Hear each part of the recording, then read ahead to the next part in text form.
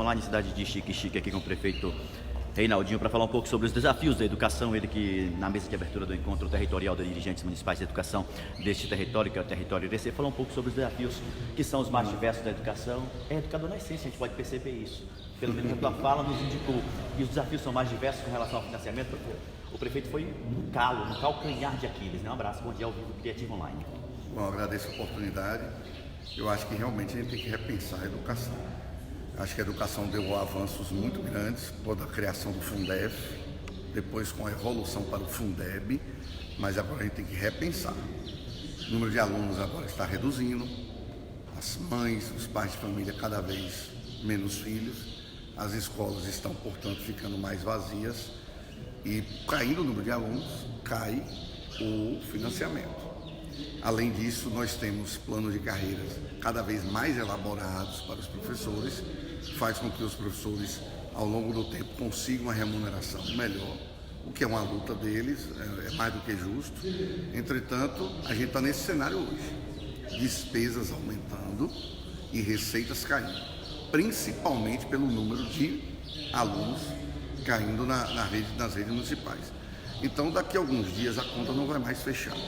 Como o Fundeb extingue agora em 2020, acho que está na hora de realmente o Congresso se debruçar sobre o tema, com a colaboração de educadores, como todos que estão aqui pela Undime, para poder criar um novo modelo que possa atender as expectativas do nosso país, que faça com que a educação tenha um modelo de financiamento agora que não esteja 100% atrelado ao número de alunos, e que, além de limites mínimos de gastos, também tenham limites máximos, para que, por exemplo, os municípios não comprometam 100% da sua receita apenas com pagamentos dos professores. Então, são temas que têm que ser debatidos e eu tenho convicção que o Congresso vai fazer isso no momento oportuno, porque 2021 o país precisa de um novo modelo de financiamento para a educação básica no nosso país. Prefeito, é claro, tem uma história já vasta aqui no município, já esteve prefeito em 2005, foi eleito recentemente pelo MDB. Como avalia esse momento que vive o cenário político brasileiro, com muitas discussões com relação ao parlamento municipal? Há quem diga que nós vivemos um parlamentarismo disfarçado no Brasil, ninguém tensiona, ninguém briga com as câmaras de vereadores, que muitas vezes não fazem o seu papel para tensionar o executivo, eles são legisladores. Isso acontece também em Brasília, acontece também nas capitais do estado? Olha, na verdade, a gente tem que repensar também o nosso modelo político hoje. Ele é muito frágil. Então, hoje você tem um Congresso com 40 partidos políticos. Não tem condições. Não tem presidente da República que tenha condições de negociar, dialogar, conversar com 40 partidos políticos. Isso se reflete também nos municípios. Então, hoje, efetivamente, o que a gente percebe é que a gente está com um país parado, paralisado, e esse reflexo lá da paralisação federal em Brasília cai nos municípios. Quais são os programas que nós temos hoje? Não tem mais programa na área de eficiência energética. Não tem programas hoje na área de universalização do consumo de água. Quais são os projetos que existem? Está tudo parado. Então, a gente precisa efetivamente, o governo federal precisa de um planejamento, colocar praticamente de modo claro o país, dizer o que vai fazer nos próximos anos e, a partir daí, começar efetivamente a produzir políticas públicas. Hoje, todo mundo sabe que o governo federal tem uma prioridade número 1, que é a reforma da Previdência. Ok, está aí, está sendo discutido, vai acabar sendo aprovado, vai agradar alguns, vai desagradar alguns. Mas e o próximo passo? E depois disso? Então, Brasília efetivamente está parado nesse sentido. E quando Brasília para, os municípios sofrem. Sabe por quê? Porque as obras federais ficam paradas, aumenta o desemprego. Então você hoje, todas as cidades praticamente do Brasil, você tem creches paralisadas. Tudo acontece nos municípios, né?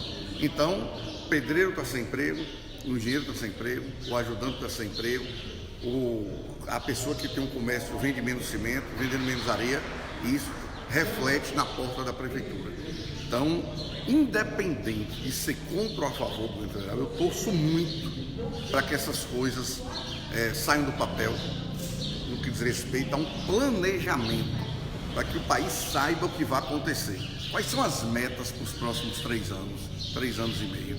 Eu torço muito para que essas coisas fiquem bem claras para os municípios poderem voltar a crescer. Para finalizar o bate-papo, nesse momento acontece lá a reforma da Previdência e a gente tem dito sempre que para ter governabilidade precisa fazer Câmara, precisa fazer Senado, precisa fazer o Legislativo, né? E começam aí a surgir recursos de onde ninguém sabe para que essa votação possa ser a contento, né? Na verdade, o que acontece? A lei federal, a Constituição, diz que as emendas, elas são impositivas dos deputados, mas, historicamente, os governos só liberam elas em vésperas de votações. Importante. Se fossem votadas, liberadas mês a mês, todo mês 1 bilhão, ao final do ano 12, ninguém falaria nada. Mas o que acontece hoje vai ter votação importante, aí libera 2, 3 milhões de uma vez. Então isso dá um desgaste grande para a classe política. Eu espero que a reforma da Previdência seja aprovada com as correções necessárias, sem penalizar o trabalhador. Entende que Estado e município teria que ser pontuado nesse momento? Ou não há tempo para isso? Eu acho que tem que colocar, porque depois os municípios e os estados podem não ter coragem suficiente para fazer. Porque na hora que você colocar dentro de uma Câmara de Vereadores, ir lá e eventualmente retirar algum direito, os vereadores, pensando na reeleição, podem não fazer o dever de casa. Então, acho que o Congresso poderia dar essa contribuição, assumir realmente a responsabilidade para eles e fazer a reforma necessária. A reforma que efetivamente tire privilégios e iguale todos perante o INSS. Deus ajude que isso aconteça, porque realmente é necessário. Abraço, obrigado pela atenção, boa sorte. Eu que agradeço a todos vocês.